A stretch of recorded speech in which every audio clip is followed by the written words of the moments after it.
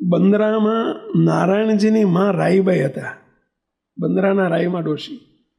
તેને સંગ્રહણીનો રોગ થયો હતો. તેથી તેમને લોકો એમ કહે છે, તમારા સ્વામિનારાયણ ક્યાં ગયા? પડી પડી રીબે છે તો એ તેડવા કેમ આવતા નથી? જો આપણને ઘણી વખત આવું કંઈક મુશ્કેલી પડે ને, કે ત્યારે આવું કહે બધા લોકો.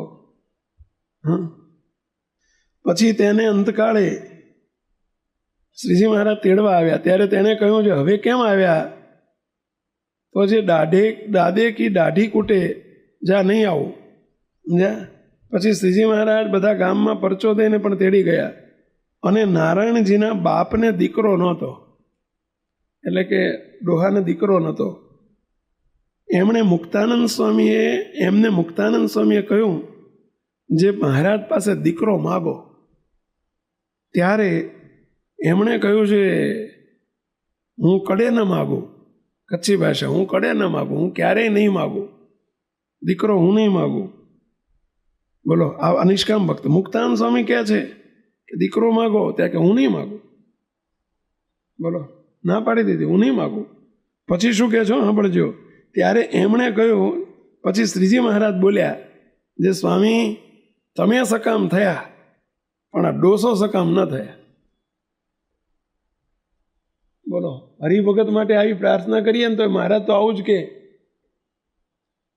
તો કે હરિભગત કહેતા આપણે શું કહેવું? એને સમજાવો. બસ કહેવાય છે ગોધર જા ભાઈ. વાત સાચી. મહારાજે આપણને સારું કામ, ગોધર મારા બાપજી સારું મહારાજે કામ કરી આપ્યું. બોલો, કે ગોધર બેહાડી દીધા, જા ભાઈ તું ત્યાં. ગોધરના મહારાજ જાણે, તું જાણે. ગોધેર બસ. પણ પછી નારાયણજી દીકરા થયા. એ નારાયણજીના દીકરા એટલે રવોજી હતા. કેટલી નિષ્કામ ભાવના કહી છે. હવે પ્રશ્ન એ છે મુક્તો, કે નિષ્કામ થવા માટે જે કીધું કે જ્યારે દેહ બુદ્ધિ ટળે અને સ્થિતિ થાય ત્યારે સંપૂર્ણ નિષ્કામ થવાય. પરંતુ એ તો કાયમી દવા છે, કાયમી ઉપાય છે, કાયમી રસ્તો છે. પરંતુ સ્થિતિ થવી કંઈ 2 દાડાનું કામ નહીં. તો અત્યારે ટેમ્પરરી શું કરવું? ત્યાં સુધી એ સ્થિતિમાં માર્ગે ચાલતા ચાલતા અત્યારે કયા વિચારથી નિષ્કામ થવાય? નહીંતર આપણે એમ માનીને બેહી રહીએ કે નિષ્કામ તો સંપૂર્ણ નિષ્કામ, તો સ્થિતિ થાય તો થાય, દેહભાવ ટળે તો થાય. તો દેહભાવ નથી ટળ્યો ત્યાં સુધી આપણે નિષ્કામ થવા માટે શું કરવું? ચલો કહો, કેમ નિષ્કામ નથી થવાતું અને કયા વિચારથી નિષ્કામ થવાય?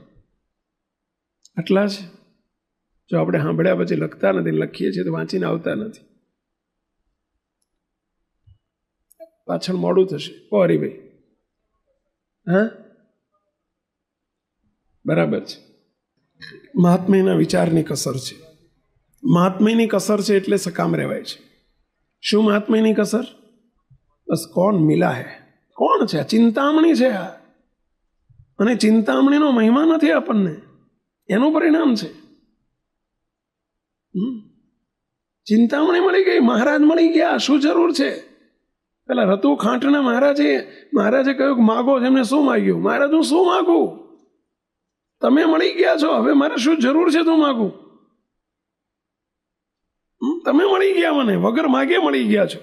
આ માગે મળ્યા છે, હવે મારે શું નથી મારી પાસે તું માગું? મહારાજને જો આટલો મહિમા સમજાય, શું હવે બાકી રહ્યું કહો? પણ મગાય છે અથવા તો બીજી ઈચ્છા રહે છે, એનો અર્થ કે આપણી પાસે કંઈક નથી, એવું અપૂર્ણપણું છે, ખૂટે છે. એટલે ભગવાન મળ્યા પછી હજુ કંઈક ખૂટે છે. ચિંતામણી મળ્યા પછી કંઈક ખૂટે. પછી લોટ માગવાનો હોય, ભાખરીનો લોટ આપો, રોટલીનો લોટ આપો, પુડલાનો લોટ આપો, એ લોટ માગવાનો હોય કે ગુલાબજાંબુનો લોટ આપો. ચિંતામણી મળી ગઈ. એમ મહારાજ ચિંતામણી તુલ્ય છે. એ વિચાર આપણી પાસે નથી, મહાત્મ્યનો વિચાર નથી. અને બીજો પોતાના સ્વરૂપનો વિચાર નથી. મને કેવા કર્યા છે મહારાજ, મને મળ્યા એ કેવા છે, મને કેવો કરી દીધો છે, એ વિચાર નથી.